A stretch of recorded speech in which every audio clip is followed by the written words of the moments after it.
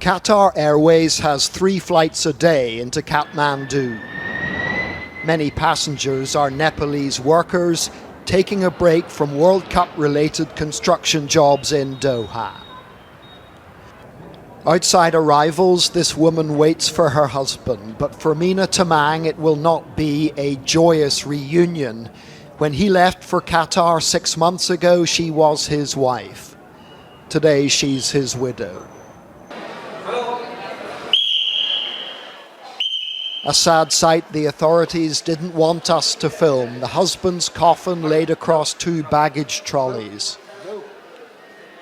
27-year-old Shiva Tamang died in a building site accident on April the 19th. To compound his widow's grief, it has taken 6 weeks to repatriate his body. As Buddhists, these people believe in funerals as soon as possible after death. The delay flouts convention here.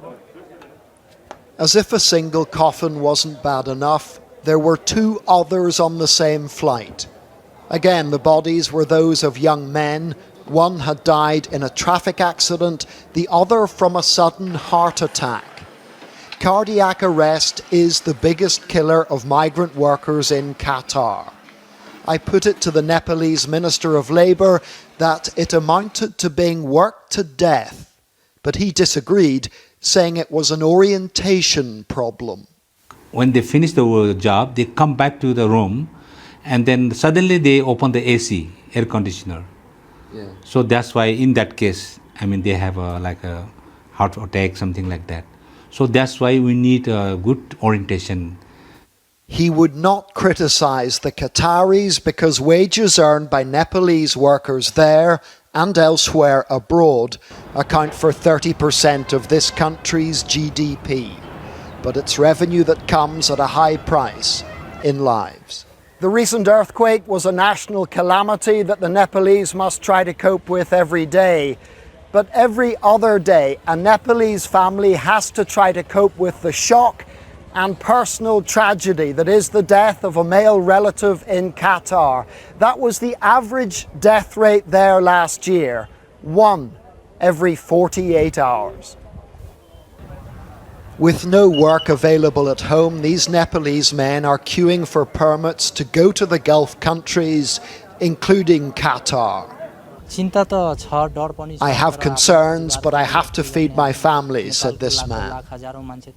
Without identifying himself, one worker who's returning to Qatar described ill treatment during his previous stint there. The food they give us is often rotten. People in my company keep getting poisoned. 3 or 4 are dying every month. This is my first holiday in 3 years.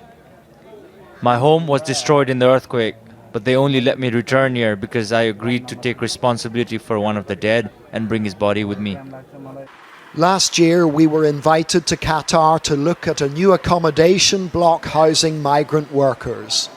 But later, on our own, we found these older, squalid quarters crammed full of Nepalese labourers sleeping 18 to a small room. These are images Qatar doesn't want the world to see. Recently, other British journalists seeking a similar glimpse were followed, arrested and interrogated. The Qataris claim that significant progress has been made in improving the lot of guest labourers, but Nandita Barua disagrees.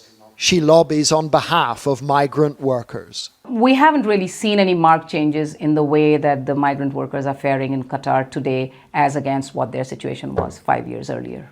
So the World Cup has not been the catalyst for change that you would have hoped for? Don't think so. No. Okay. The body of Shiva Tamang was taken from Kathmandu airport to a Buddhist temple for the funeral ceremony and cremation.